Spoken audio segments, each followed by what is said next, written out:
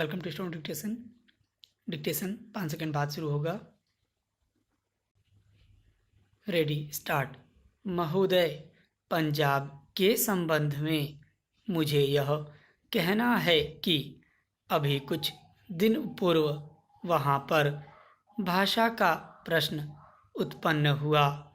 मेरा अपना विचार है कि जब भाषा के आधार पर पंजाब का विभाजन हो गया तो आज पंजाब की भाषा पंजाबी है और यह पंजाब के लोगों को निर्णय करना है कि वह पंजाबी किस लिपि के अंदर लिखी जाए।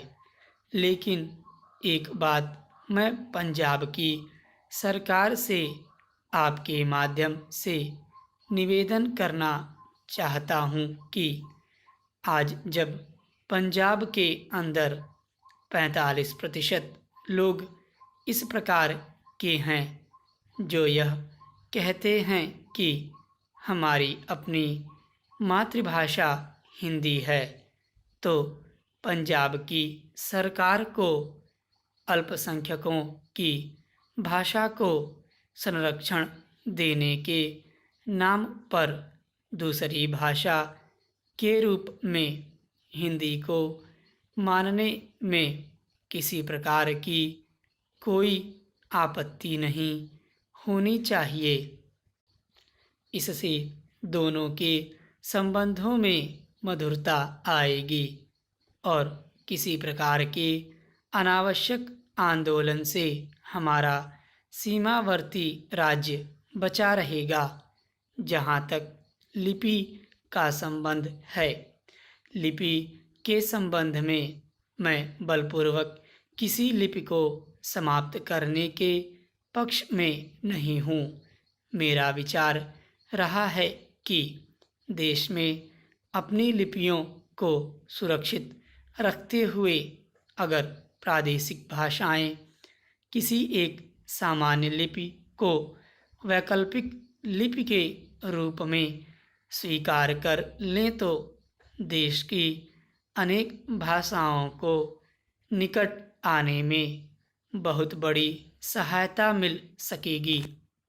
अगर पंजाब के लोग भी इसी आधार पर विचार कर सकें तो मैं समझता हूँ कि यह पंजाबी भाषा के हित में और देश की एकता के हित में होगा। अंतिम बात जिसको कहकर मैं अपना भाषण समाप्त करना चाहता हूँ वह है प्रश्न जो आज पंजाब और हरियाणा में तनाव का कारण बना हुआ है, और वह है चंडीगढ़ का प्रश्न। सभापति जी, आपने देखा होगा कि कल इस प्रश्न को लेकर यहाँ एक गर्मागर्मी का वातावरण भी उत्पन्न हुआ। इसके लिए मैं मुख्य रूप से केंद्रीय सरकार को दोषी मानता हूँ।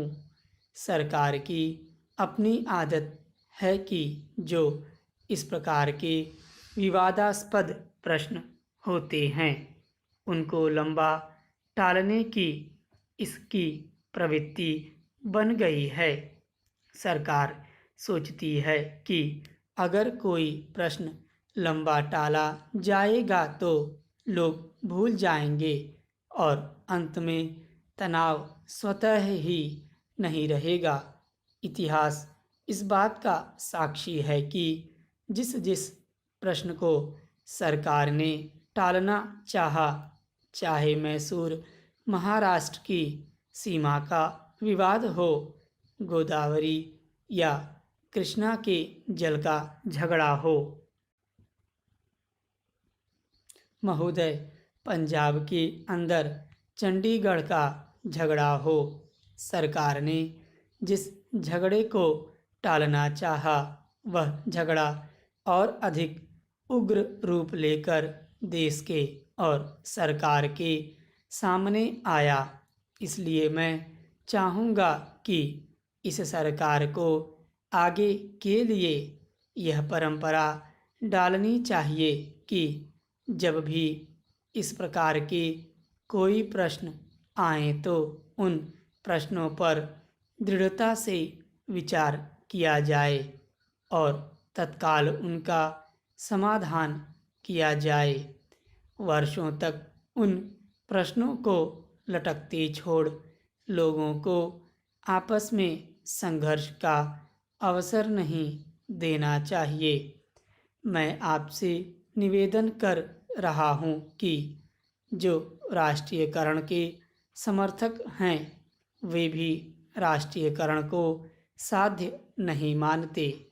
प्रधानमंत्री ने स्वयं स्वीकार किया है कि अनेक देशों में बैंक सरकार के हाथ में हैं, लेकिन बैंक सरकार ने ले लिया तो समाजवाद आ गया, ऐसा कोई नहीं कह सकता। जिन देशों में समाजवाद नहीं है वहाँ बैंक सरकार के हाथों में है। फ्रांस में समाजवाद नहीं है, सरकार ने बैंक ले लिए, और ऑस्ट्रेलिया में बैंक सरकार ने लिए थे, लेकिन बैंक कर्मचारियों के आंदोलन के फलस्वरूप चुनाव में जब नई सरकार बनी तो बैंकों का राष्ट्रीयकरण समाप्त करना पड़ा। राष्ट्रीयकरण कोई हर रोग की रामबाण औषधि नहीं है और राष्ट्रीयकरण सरकारीकरण में नहीं बदलना चाहिए। जिस तत्परता से सरकार ने बैंकों को अपने हाथ में लिया है उससे आर्थिक क्षेत्र में कठिनाइयाँ पैदा हो सकती हैं। नए नए लोगों में नई नई आशाएं जागी हैं। क्या ये आशाएं पूरी की जा सकेंगी?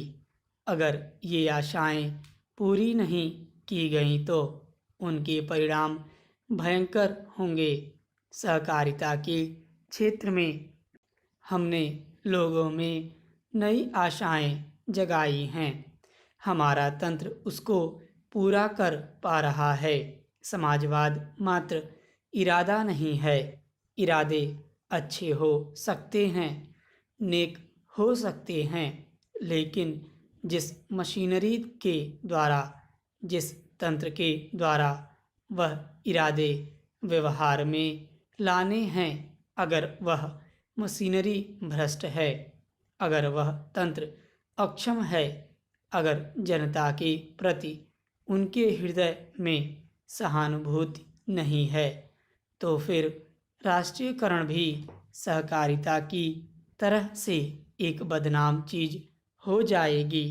सरकार बहुत से कारखाने चला रही है, कुछ अच्छे चल रहे हैं, कुछ बुरे चल रहे हैं, लेकिन कारखाने चलाने के लिए, सरकारी संस्थाएं चलाने के लिए जैसे आदमी हमें चाहिए वैसे आदमी तैयार करने का हमने प्रयत्न नहीं किया है।